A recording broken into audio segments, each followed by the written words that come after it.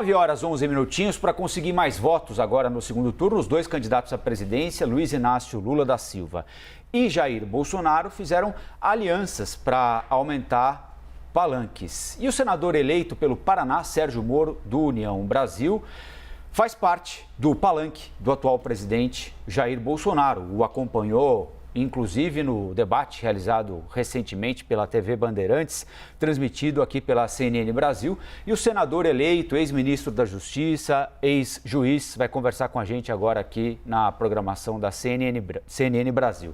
Tudo bem, senador eleito? Parabéns pela eleição no Paraná. Muito obrigado, Rafael. Eu quero cumprimentar aí você, a Stephanie. Um prazer estar falando com a CNN e com todos os telespectadores. Senador, em abril de 22, o senhor publicou numa rede social: assim como Lula, Bolsonaro mente. Nada do que ele fala deve ser levado a sério. Mentiu que era a favor da Lava Jato, mentiu que era contra o Centrão, mentiu sobre vacinas, mentiu sobre a Anvisa e o Barra Torres e agora mente sobre mim. Não é digno da presidência. Abril, maio, junho, julho, agosto, setembro, outubro. Quem mudou? O senhor, Bolsonaro, ou essa divergência é menor na comparação com a possibilidade de Lula ser eleito presidente da República, na opinião do senhor? Nada mudou, a não ser a última hipótese que você colocou. Eu trabalhei, Rafael, por uma terceira via. Eu particularmente penso que essa polarização é ruim para o país, ela divide o país. E, infelizmente, qualquer que seja o resultado, no domingo nós vamos continuar com um país profundamente dividido e com divergências substanciais. Mas o fato é que no segundo turno, agora nós temos a possibilidade de fazer uma escolha entre apenas dois candidatos. E eu fiz essa escolha. Eu particularmente penso que a opção pelo Lula ela é inaceitável. O Lula sofreu 3 condenações. Ou melhor, uma condenação confirmada em 3 instâncias, depois outra condenação confirmada em 2 instâncias por crimes de corrupção e lavagem de dinheiro. Depois ele foi beneficiado por uma decisão absolutamente equivocada do Supremo Tribunal Federal. Então eu me preocupo particularmente com as consequências de uma eleição do Lula, não só pela volta, né, da possível volta desses esquemas de corrupção, já que os fatos não há arrependimento em relação a isso, mas o impacto moral que isso tem para o país. Como é que eu vou chegar para minha casa e falar para o meu filho: filho, você tem que ser honesto, tem que trabalhar duro, tem que estudar, o crime não compensa? Como é que fica essa mensagem para as pessoas? E do ponto de vista também econômico, nós temos aqui que admitir que, primeiro, o Lula não tem um programa econômico, não revelou quem vai ser o ministro da Economia, não tem as linhas mestras de qualquer planejamento econômico. E a gente conhece a pauta econômica do PT e a gente sabe como essa pauta acaba. Essa pauta acabou nos governos anteriores na maior recessão da história do país, no governo Dilma, entre 2014 e 2016. E é uma recessão que foi plantada por decisões econômicas equivocadas do segundo mandato do governo Lula.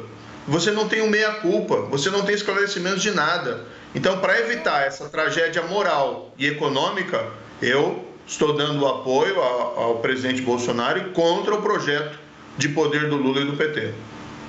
Falando em meia-culpa, há algum asterisco também nesse apoio do senhor ao presidente Jair Bolsonaro? Lembrando que o senhor também fez duras críticas ao governo dele, foi ministro, saiu fazendo acusações de que ele estava tentando interferir no seu trabalho depois de ter te dado carta branca para uma atuação. O senhor também fez duras críticas ao governo de Jair Bolsonaro e agora se coloca mais uma vez como aliado. Há algum asterisco nesse apoio do senhor? Alguma reticência?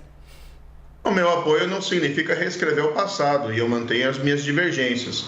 Stephanie, fui eleito aqui senador pelo Paraná, um senador independente. Eu não tive o apoio do Lula, não tive o apoio do Bolsonaro. Eu fui a terceira via ao Senado aqui no Paraná e eu pretendo manter essa linha de independência.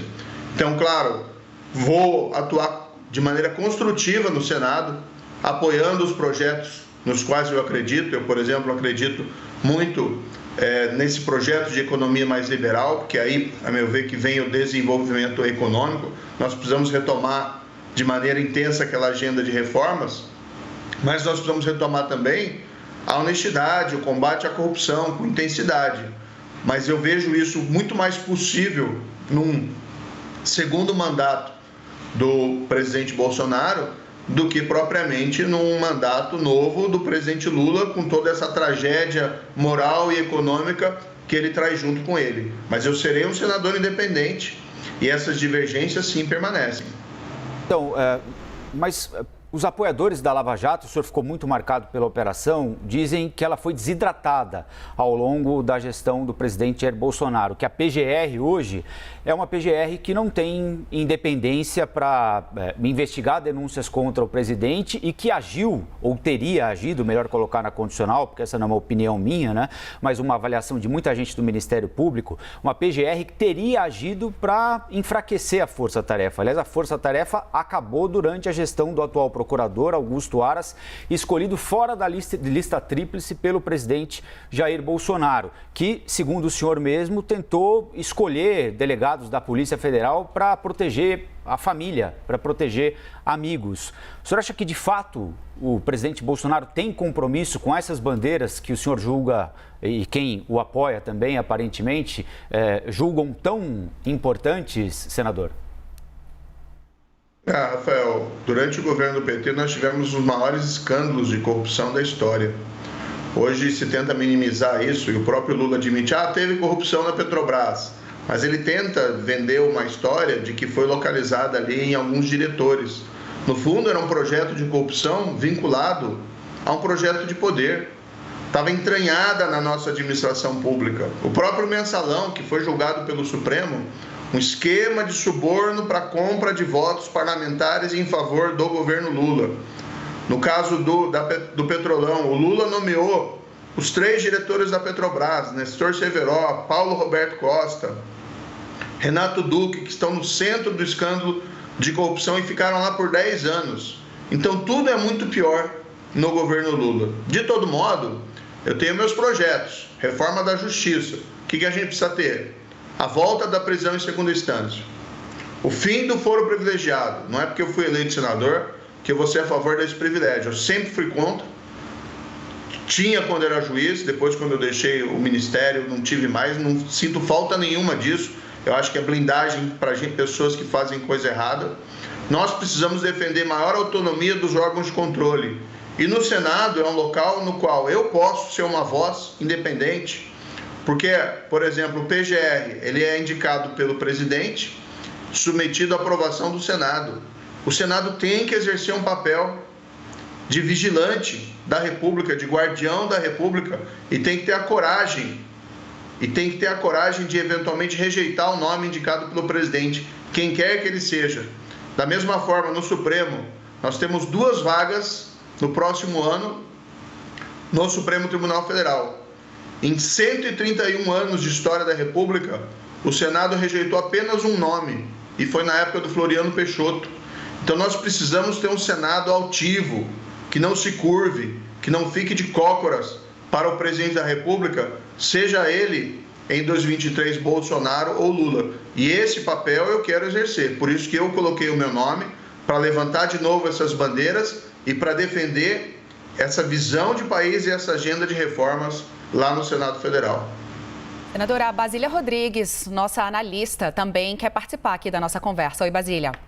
Oi, tudo bem? Stephanie, tudo bem? Colombo, mais uma vez. E agora, senador pelo estado do Paraná, Sérgio Moro. Tudo bem, Moro? Como você está? Tudo bem, Basília? É um prazer te ver. Prazer revê-lo também. O senhor defende voto em um político que, no passado, foi objeto de suas acusações por suposta interferência na Polícia Federal. O senhor disse que não poderia continuar no governo para sinalizar concordância com uma interferência política na Polícia Federal e que isso poderia gerar consequências. Foram declarações enfáticas que motivaram uma ação no Supremo Tribunal Federal. O que eu gostaria de saber do senhor agora, senador, o senhor entrou, na casa política. Agora o senhor é um político porque vai estar aqui em Brasília tomando decisões e discutindo o futuro do país. Ainda há interferência na Polícia Federal, levando em consideração as acusações que o senhor fez lá atrás, e uma vez reeleito, o senhor acha que Bolsonaro continuaria a se manifestar assim, a fim de interferir na conduta da PF? Eu posso te dizer, Basília, o seguinte: o poder precisa encontrar limites. Então, qual é a resposta a essa situação? Esses fatos têm que ser tratados com transparência. E 2, encontrados os remédios. Algo que eu defendo e está na minha proposta de quando eu me coloquei como candidato ao Senado, até por escrito, é defender a autonomia da Polícia Federal. Como é que seria isso? Atribuindo um mandato fixo de 4 anos para o diretor da Polícia Federal, podendo ele ser demitido apenas em 2 circunstâncias: má conduta ou manifesta insuficiência no desempenho do cargo, a ser decidido por uma comissão cuja composição garantiria uma avaliação técnica. Porque não vejo, acho uma ilusão achar, o pessoal fala, vai voltar o Lula da democracia petista, o Lula nunca interferiu na Polícia Federal. Não é bem verdade isso. A Polícia Federal sofreu mudanças significativas durante a gestão dele. Vamos destacar especialmente aí quando foi tirado da Polícia Federal o ex-diretor-geral Paulo Lacerda. Na própria época da Lava Jato, nós tivemos conhecimento de uma série de movimentos, mas não houve a possibilidade política de efetivar esses movimentos. Vamos lembrar que o ministro da Justiça, Eugênio Aragão, que foi nomeado ali em 2016, no final do governo Dilma, que declarou expressamente que queria coibir a ação da Polícia Federal. O que nós precisamos fazer, sim, como parlamento, como Senado e como Câmara, é impor limites a qualquer possibilidade de interferência política nos órgãos de controle. E um dos mecanismos a ser adotado é exatamente esse, né? Mandato, como é o diretor do FBI lá nos Estados Unidos, mandato fixo para o diretor da Polícia Federal. O que eu acho engraçado nessa história toda? Acho que até cabem críticas, sim, né? E eu tenho divergências, como diz, profundas ao governo Bolsonaro, mas a impressão que se tem é que o governo Lula, caso seja eleito, espero que não aconteça, viria um governo absolutamente respeitador do Estado de Direito. Não é verdade. Eles estão tentando, Basília, para você ter uma ideia, caçar o meu mandato de senador, caçar o voto de 2 milhões de paranaenses. Entraram com recurso no TSE por motivos frívolos e é uma clara perseguição política. Senador. O Lula faz declarações expressas nesse sentido. Então eu não compro essa história de democracia petista e um Lula que voltaria respeitador do Estado de Direito. Não acredito nessa hipótese. A gente já vai ter de encerrar a entrevista, mas eu não podia deixar de fazer uma pergunta aqui ao senhor. Ontem à noite o presidente Bolsonaro fez um pronunciamento, né, reclamando daquela questão das rádios que não teriam colocado no ar spots da propaganda dele, teriam privilegiado a campanha do PT. Sem analisar esse caso especificamente, mas o presidente sugere que há uma espécie, digamos assim, de má vontade do Poder Judiciário com a campanha dele, seja o Supremo, seja a Justiça Eleitoral. O senhor, como alguém que viveu tanto tempo na magistratura, sente má vontade? Acha possível captar, a partir de decisões tomadas contra a campanha de Bolsonaro, má vontade do Judiciário contra a campanha dele e boa vontade a favor do adversário? Eu acho, Colombo, que depois dessa eleição a gente vai ter que discutir profundamente, né, o papel do judiciário. A gente vê um judiciário tentando evitar as chamadas fake news, tá, dentro do debate, só que é muito difícil fazer isso. Às vezes existem fatos que são claramente falsos, mas existem muitas vezes fatos ali que são objeto de divergência de opinião. Vamos colocar assim, a campanha do Lula diz que ele foi inocentado. Mas, na verdade, o que existe? Não existe nenhuma declaração de nenhum tribunal no sentido de que ele é inocente. O que houve foi uma anulação das condenações, e, a meu ver, essa anulação fundada em motivos errados, um grave erro judiciário.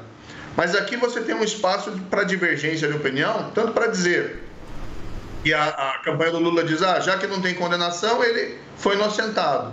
Mas a campanha do Bolsonaro diz, não, ele nunca foi declarado inocente. Eu, particularmente, concordo com essa segunda afirmação. Aqui é um caso de divergência de opinião. Não deveria aí o Tribunal Superior Eleitoral interferir. Quando ele interfere nesses casos cinzentos de divergência de opinião, parece que ele está censurando o livre debate.